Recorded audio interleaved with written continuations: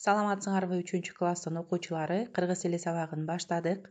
Бүгүнкү сабакта биз силер менен жат жазуу жазмакчыбыз. Ошондуктан ыңгайлуу отуруп, сабакка жакшылап көңүл бурабыз. Дептерибизди ачып, бүгүнкү күндүн числосун жазабыз. 9 айынын 1-и, октябрь айы, 9 айы. Жат жазуу темабыз үй жаныбарлары. Бүгүнкү сабактын максаты силердин кыргыз тилинен алып жаткан билим сапатыңарды баалоо, сабаттуулуңарды текшерүү, жыйынтык чыгаруу болуп эсептелинет. Ошондуктан жат жазууну жогорку деңгээлде жазууга аракет жасагыла. Анда эмесе мен силерди жат жазуу тексти менен тааныштырайын. Үй жаныбарлары. Үй жаныбарлары адамдын короосунда жашашат. Биз аларды багабыз. Жем, чөп, суу беребиз. Жылкы жана эшек жүк ташыйт. Бээнин жана эчкинин сүтү ден соолукка пайдалуу. Уй сүт жана эт берет. Кой адамга эт, жүн, тери берет. Ит адамдын үйүн кайтарат. Үй жаныбарларынын пайдасы чоң. Мына урматтуу окуучулар, силер жат жазуу тексти менен тааныштыңар. Жат жазууну абзацтан баштайбыз. Ар бир сүйлөм бүткөндө чекит белгиси коесуңар, жаңы сүйлөм баш тамга менен башталат. Абзацтан баштадык. Үй. Жаныбарлары.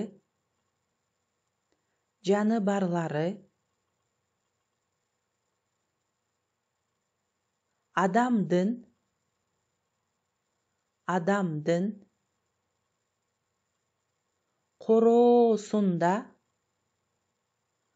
Короосунда.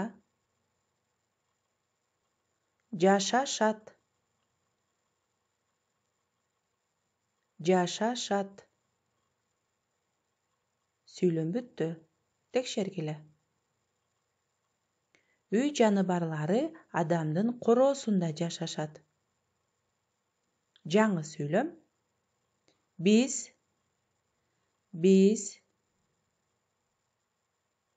Аларды.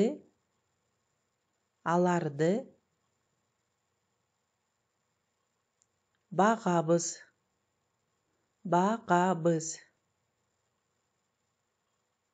Сүйлөм бүттү.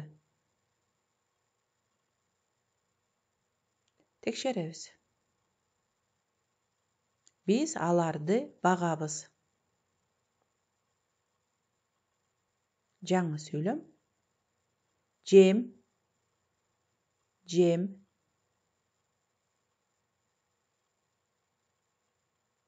Чөп.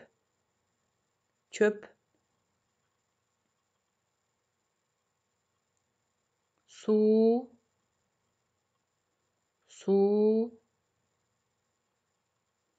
Беребиз.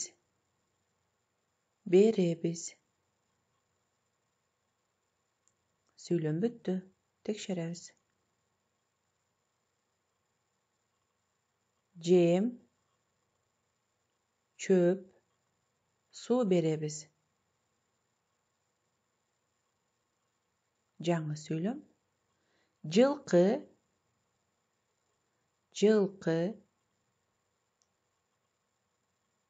Жана.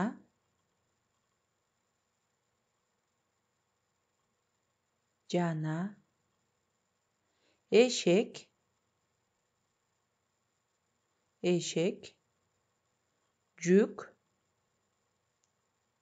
Жүк.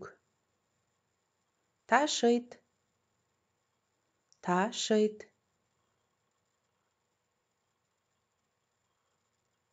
Сүйлөм бүттү. Текшеребиз.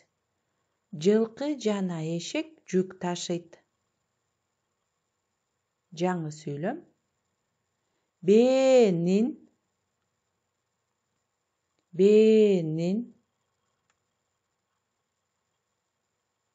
жана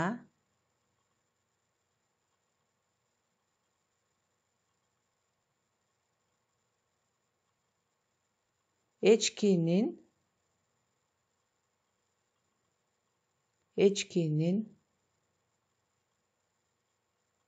echkinin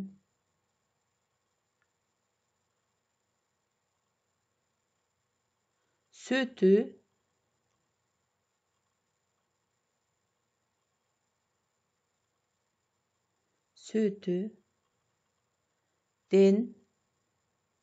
den soğulukka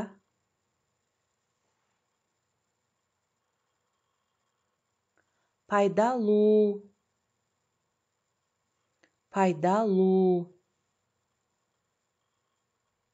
Süйлöm бүттү. Tekşerебиз. Бээнин жана эчкинин сүтү ден соолукка пайдалуу. Жаңы сүйлөм. Уй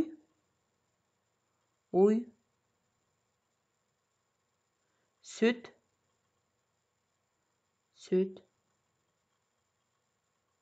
jana et берет.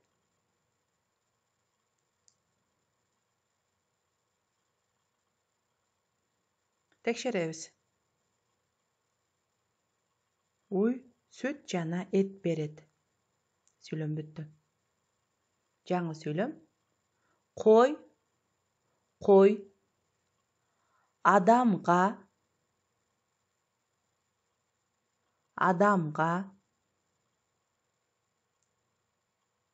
эт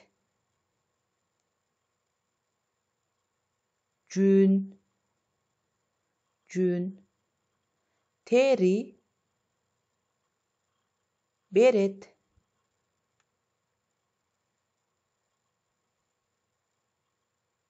Сүйлөм бүттү. Tekşerебиz. Кой адамга эт жүн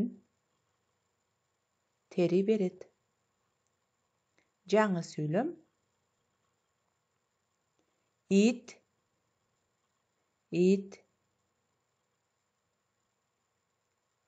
адамдын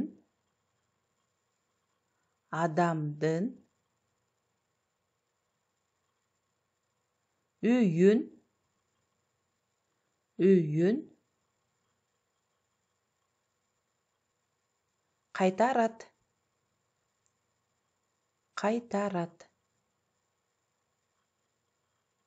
Сүйлөм бүттү. Жазган сүйлөмүңөр текшергиле. Ит адамдын үйүн кайтарат. Акыркы сүйлөмүңөр. Баштамга менен баштайбыз. Үй жаныбарларынын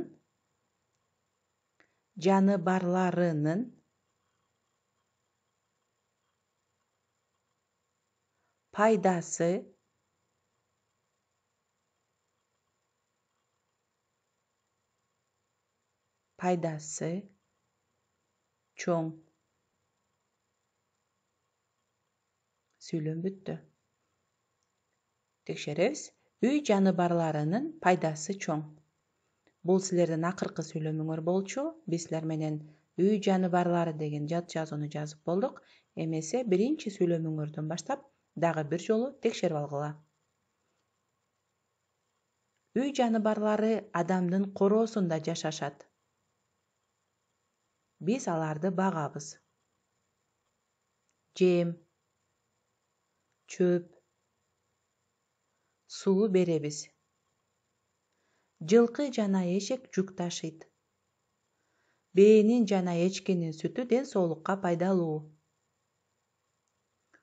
Уй сүт жана эт берет. Кой адамга эт, жүн, тери берет. Ит адамдын үйүн кайтарат. Үй жаныбарларынын пайдасы чоң. Ушуну менен биздин бүгүнкү жат жазуу сабагыбыз соңуна чыкты. Кийинки сабакка чейин сак саламатта тургула.